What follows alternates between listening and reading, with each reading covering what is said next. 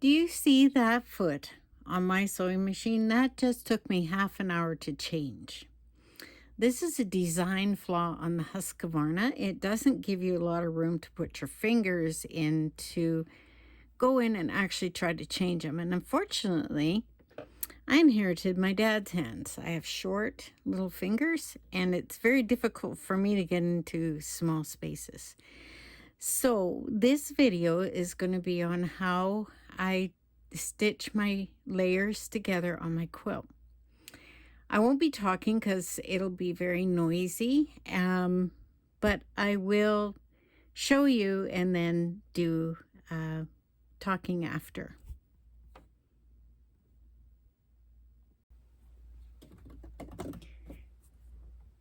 So here we go. If I can get my tripod to sit properly, I'm going to start quilting it. I have not a very professional setup here, so I have to kind of just stabilize my tripod and hope that it doesn't fall because my tables are two different heights. I think that will work. So when I'm starting to put my layers together, I always start putting the layers together somewhere in the middle of the quilt. Because as you're quilting, all of everything in between is going to be distributed outwards. So that's why I start in the middle. So I'll go in, and I'll get things lined up. So on this wee little quilt, this is approximately the middle. Now what I do, because there's two different colors, is I just use a white thread. You should use a gray thread. It doesn't show up as much, but this is what I have. So we have to be happy with what we have. I'm going to line everything up, and I'm hoping that when I do this first row of stitching, that everything will line up nicely. I don't do any really fancy things, and I don't take it to anybody who has a long arm machine. I find that it is way too expensive.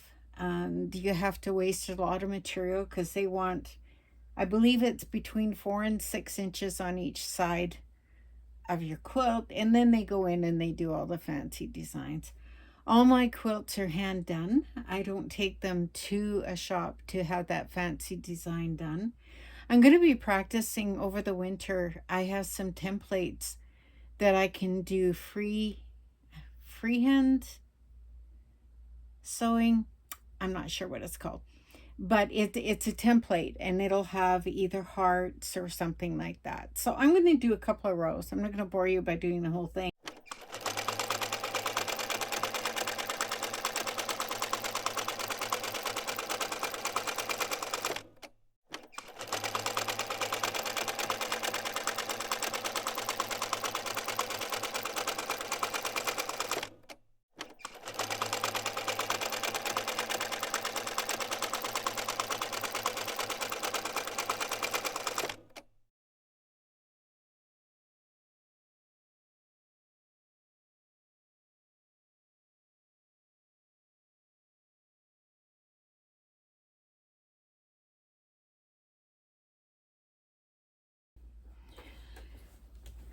Okay, on this segment, I'm going to go in and do the edges of the quilt, and then I'm going to go in and do the fancy line work. And I do basically straight lines, and because it's a little bit easier and it turns out nice all the time. So, well, most of the time.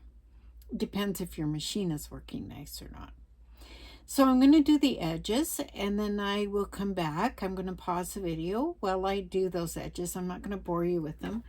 You'll notice that I did pin the edges, and then once I've gone all the way around the quilt, I will come and trim this excess away, and then I'll go in and do my lines. So basically what I'm doing right now is I'm stabilizing everything and getting ready for the binding and all of the finish work. So when you look at a quilt that somebody has done, there's a lot of planning in the beginning stages, and I didn't include that in my videos, but there is a lot of planning. What size you want to make it. For me, I love to use cartoon characters. I like to keep things light. And who are you doing the quilt for? So my next quilt will be for my son. And I have a lot of leftover material. And I don't want to be the kind of quilter, and this is just me, I don't want to have a huge stash of material. So what I'm doing this year is I'm getting rid of all my scraps. I'm making quilts for dogs to lay on. I'm doing quilts for family, and I do buy new material if I need to. For instance, when I do my son's quilt, I have a certain kind of material, and I will take it to the quilting fabric store, and I will match up colors that go with it. So in the meantime, I'm going to look at all the quilts that people have done.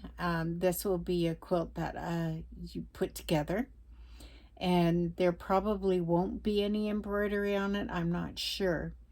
I have a lot of plans for the future. So for the future, for Christmas, everybody's getting oven mitts with some of these quirky little chickens on them. And they're also getting a hot, they're square hot pads. Do you call them that? I don't know. As well, to go with it.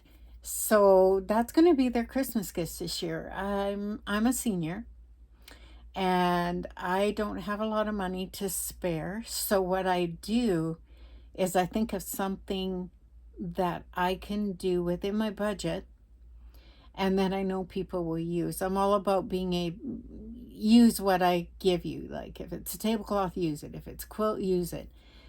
And that's what I aim to do. So I'm going to go about doing this, and then I'll come back and I'll show you the trimming part of it. And then I'll show you the accents that I will be doing on to make it so that there's no portion of the quilt that's bigger than the palm of my hand. And that'll prevent any tearing away at the batting inside. I use a very light batting. I probably use the kind of batting that a lot of professional people don't use. And the reason I use it is it makes it so soft and so cuddly. And that's what I like to do with my quilts, is I like them to be foldable, and you just curl up in them, and it just makes everything nice and comfy. So I'm going to go ahead and do this, and then I'll come back and I will show you how I trim it out. All of my quilts for some reason end up square. I don't have to square them. A lot of people do, but I haven't had to do that. So whatever technique I've done, I've obviously done it so it's easy not to have to do this, putting it square and that kind of stuff. So I'm going to stop this part of the video. I'm going to go and I'm going to do my edges, and then I'll come back and show you how I trim everything out.